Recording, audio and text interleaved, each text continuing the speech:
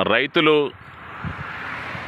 తెలంగాణలో ప్రత్యేకించి దక్షిణ తెలంగాణలో ఈ వరి ధాన్యాన్ని హార్వెస్టింగ్ అంటే కోత సమయం ఇది వడ్ల చేను మీద వరి చేను మీద తేమ వచ్చిందో లేదో చూసుకొని ప్రత్యేకించి వాతావరణ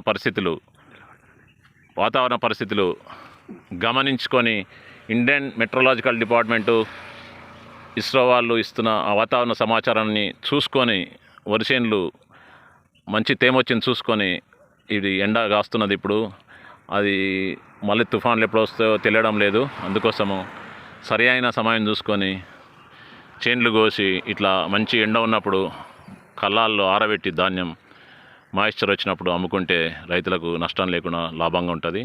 ఇదంతా తెలంగాణ రైతులు ప్రత్యేకించి దక్షిణ తెలంగాణ రైతులు కూడా గమనించాలా.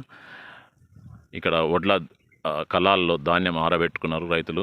తేమ వచ్చే వరకు చూసుకొని వీళ్ళు ధాన్య సేకరణ కేంద్రాల్లో వడ్లు ఆరబెట్టుకున్నారు. ఇది ఆరబెట్టిండ్రు, ఎండ కూడా బాగుంది కనుక అవి చూసుకొని కళ్ళాల్లో ఆరబెట్టిండ్రు. ఇక్కడ రైతు రాజు ఈ ధాన్యం ఆరబోసిండు. ఇక్కడే ఆయన ఎక్కడ పోకుండా ఈ కళ్ళాల్లో ఆరబెట్టుకొని ప్రత్యేకించి జాగ్రత్తలు తీసుకుంటుండు. జై కిసాన్, జై జవాన్.